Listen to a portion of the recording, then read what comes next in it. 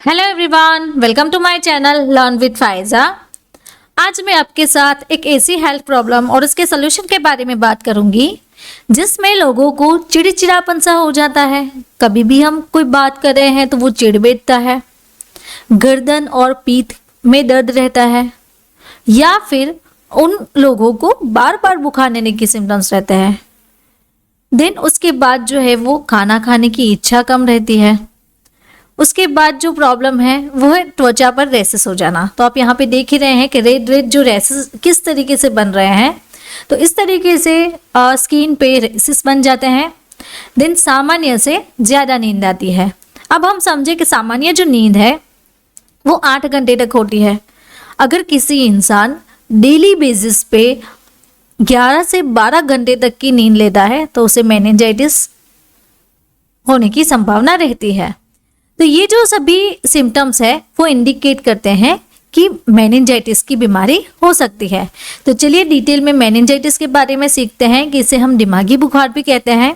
तो ये बीमारी को स्पेशली मेडिकल टर्म में मेनिंजाइटिस के नाम से जाना जाता है। तो आज हम मेनिंजाइटिस के बारे में क्या क्या सीखने वाले हैं। सबसे पहले इंट्रोडक्शन से बात करेंगे कि मेनिंजाइटिस के बारे में जानेंगे वो कहाँ है और किस तरीके से होगा।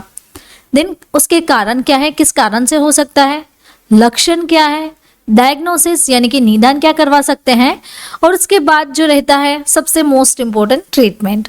तो ट्रीटमेंट में हमें जानना चाहिए कि कौन कौन से ट्रीटमेंट ऑप्शंस अवेलेबल है जो कि एडल्ट है, बच्चे हैं या फिर एल्डर पेशेंट है तो उनको दी जाती है।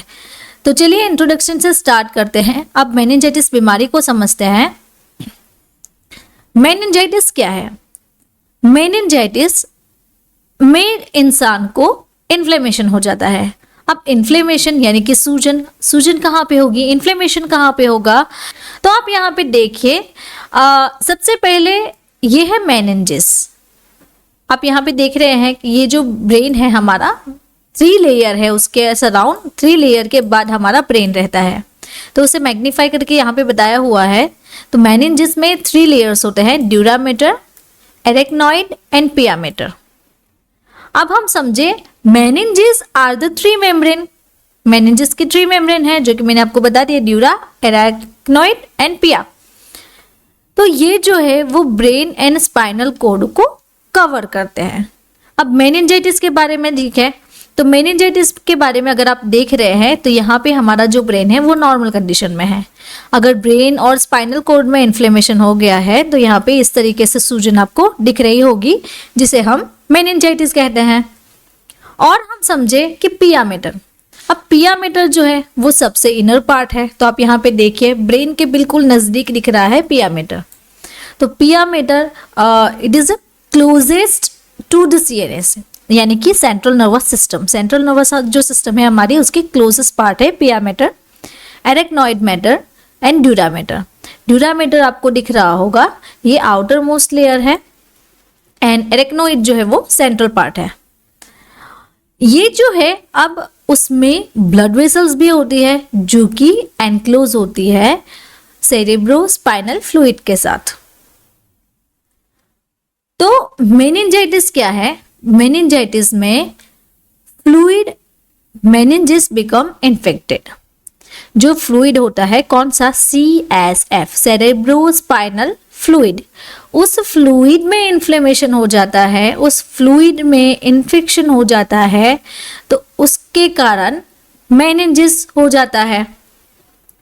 The most common cause meningitis are viral and bacterial infection. तो सबसे जो इम्पोर्टेंट कॉजेस होते हैं कि किस कारण से मेनिंजाइटिस हो सकता है, तो उसका जो सबसे मोस्ट कारण है वो ये है कि अगर किसी को वायरल या फिर बैक्टीरियल इन्फेक्शन हुआ है तो उसे दिमागी बुखार होने की संभावना रहती है। वीडियो के बीच में मैं आपको बताना चाहती हूँ मेरा एक नया कोर्स है बीमारियों और उनके उपचार के बारे में, जो कि हम इसी चैनल पर सीखते हैं। कारण, लक्षण, निदान, उपचार, इलाज एंड दवाइयाँ। तो ये जो सारे चैप्टर्स है अगर आपको ऑनलाइन स्टडी करना है तो आप हमारी ऐप से जाके भी स्टडी कर सकते हो, या फिर इसकी आपको फिजिकल कॉपी चाहिए, बुक चाहिए तो हमारी बुकलेट भी अवेलेबल है, तो आप बुक भी ऑर्डर कर सकते हो। नाउ उसके कॉजेस के बारे में सीखें कि एज वाइज कैसे पता चलेगा कि न्यूनेंस है, इन्फेंट्स है, चिल्ड्रन एंड एडल्ट्स, उसमें क्या कॉजेस देखते हैं एज वाइज। तो यहाँ पे देखिए हम कि bacteria that enters the blood stream. अब जो बैक्टीरिया है वो हमारी ब्लड स्ट्रीम में एंटर होते हैं, उसके बाद ब्लड स्ट्रीम के थ्रू वो हमारी ब्रेन एंड स्पाइनल कॉर्ड में एंटर होते हैं, जिसके कारण लोगों को बैक्टीरियल मेनिंजाइटिस होती है।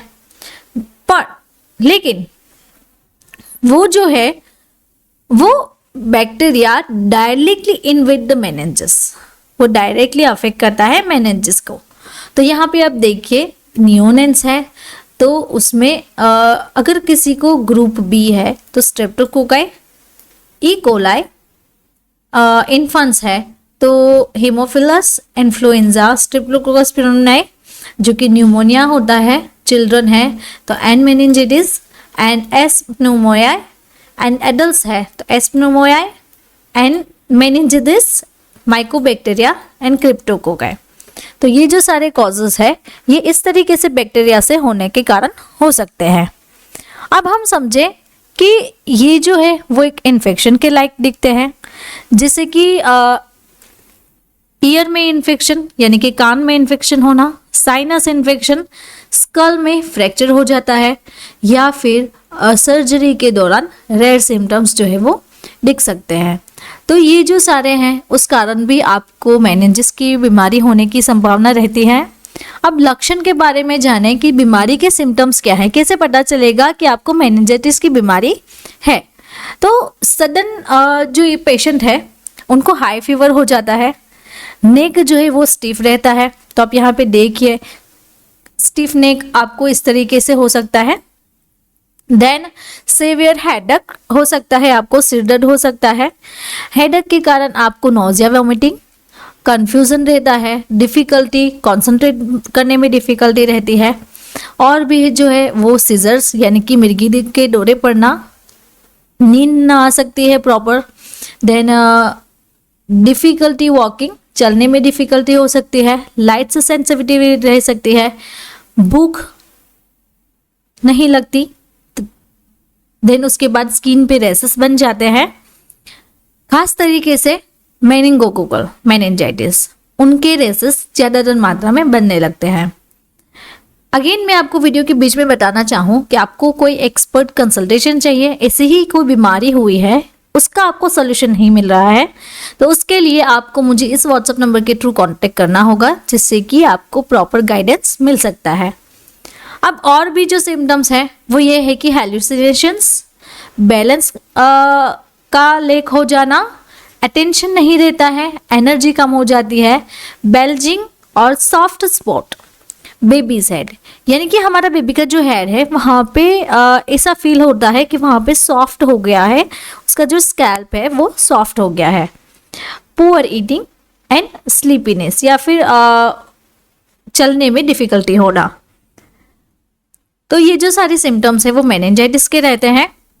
अगेन मैं आपको बताना चाहूँ, अगर आप मेरे साथ ऐसे ही स्टडी करना पसंद करते हैं और अगर आपको हमारे कोर्सेज भी अच्छे लगते हैं तो हमारा ये भी कोर्स है ह्यूमन एनाटॉमी एंड फिजियोलॉजी, उसे भी आप मेरी लिंक से डाउनलोड करके एक्सेस कर सकते हो। नाउ डायग्नोसिस के बारे में सीखें कि इसका डायग्नोसिस क्या है। इसका जो सबसे मोस्ट इम्पोर्टेंट डायग्नोसिस है वो है लंबर पंचर यानी कि स्पाइनल टैप। अब लंबर पंचर क्या है, तो स्पाइनल टैप के बारे में जाने तो यहाँ पे लिखा हुआ है cerebro fluid drawn between two vertebras, यानी कि जो थर्ड एंड फोर्थ नंबर की जो वर्टिब्रा होती है लंबर की, लेकिन कौन सी लंबर की, L3 एंड L4, ये जो वर्टिब्रा है उनके बीच से सैंपल कलेक्ट करते हैं, यानी कि कौन सा सैंपल, सेरेब्रोस्पाइनल फ्लूइड, CSF का सैंपल उनके बीच से कलेक्ट करते हैं। अब ये कलेक्ट होने के बाद क्या करते हैं, तो यहाँ पे आप देखिए cerebrospinal fluid collected from the thecal sac surround the spinal cord. अब वो कलेक्ट हो गया, देन ये जो डायग्नोसिस है वो स्पाइनल फ्लूइड को आइडेंटिफाई करने के लिए है कि उसमें कोई इन्फेक्शन हुआ है कि नहीं हुआ। बिकॉज हमें जब भी मेनिंजाइटिस होता है तो वो ब्रेन एंड स्पाइनल कोड के बिटवीन में होता है, और ये जो फ्लूइड है वो स्पाइनल कोड और ब्रेन के बिटवीन में रहता है। तो आप यहाँ पे देखें, यहाँ से ये यहाँ तक जाता है ब्रेन के अंदर, तो यहाँ तक वो फ्लूइड रहता है, तो उससे ये इसका डायग्नोसिस हो सकता है। अब ये जो स्पाइनल फ्लूइड है उसका एनालिसिस क्या है, कैसे पता चलेगा? तो लोगों में ये जो है फ्लूइड, उसके जो सिम्टम्स रहते हैं, डायग्नोसिस के पार्ट्स रहते हैं, वो ये है कि अगर किसी को लो शुगर हो गया है, ग्लूकोज का लेवल कम हो गया है, उसके साथ साथ ब्लड सेल जो है वो इंक्रीज हो गए हैं, लेकिन कौन से? WBC, और प्रोटीन जो है वो भी इंक्रीज हो गया है। तो नॉर्मल जो रेंज रहती है वो डायग्नोस्टिक CSF की ये रहती है कि WBC अगर है तो वो है 0 से 5 से लेकर, ग्लूकोज है तो वो 40 से 70, प्रोटीन है तो वो ग्रेटर देन 40।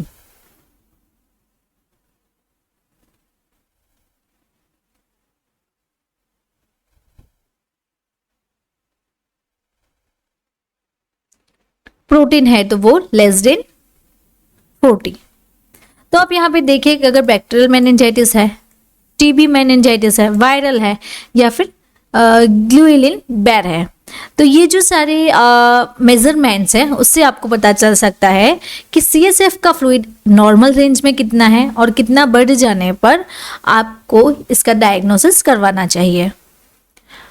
अब मैं आपको अगेन यहाँ पे एक ब्रेड आई है तो मैं आपको अगेन बताना चाहूँ तो हमारी एक प्रिंटेड बुक है जो कि आपको स्टडी करनी है, फिजिकल स्टडी करनी है, आपको ऑनलाइन स्टडी नहीं करना है, तो इस बुक को भी आप परचेस कर सकते हो। नाउ ट्रीटमेंट ऑप्शन के बारे में जाने कि इसकी ट्रीटमेंट कैसे हो सकती है। तो यहाँ पे हमारे पास एक एंटीबायोटिक कोर्स है जिसमें आपको एंटीबायोटिक IV रूट से यानी कि इंजेक्शन से दिया जाता है, जिसमें सिफोटेक्सिम, सिफ्ट्राइक्सोन, एम्पिसिलिन सल्पेक्टम, एमोक्सिसिलिन क्लेवालोनेट। तो ये जो सारी एंटीबायोटिक ड्रग है वो IV रूट से दी जाती है यानी कि इंजेक्शन के दौर से।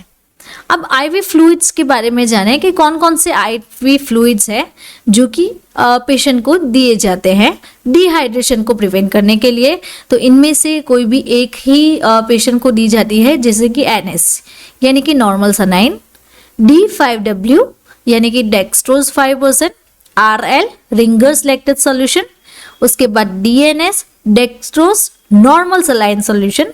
तो ये जो सॉल्यूशन है वो IV फ्लूइड के साथ उनको दिए जाते हैं।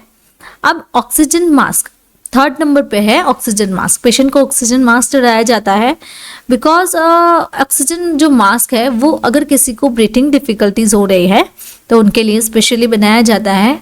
तो उस पेशेंट का रेगुलरली SpO2 चेक करना चाहिए। अब स्टेरॉइड के बारे में बात करें, अगर किसी को स्वेलिंग हो गई है तो स्वेलिंग के साथ जो स्टेरॉइड दिए जाते हैं वो ये है कि डेक्सामिथासोन यानी कि डेक्सोना जो इंजेक्शन आता है वो, और बीटामिथासोन का बेटनेसोल इंजेक्शन आता है।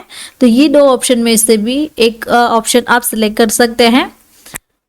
ये जो स्टेरॉइड्स ड्रग है उनका काम ये है कि ब्रेन के अराउंड जो स्वेलिंग है वो उसे कम करती है।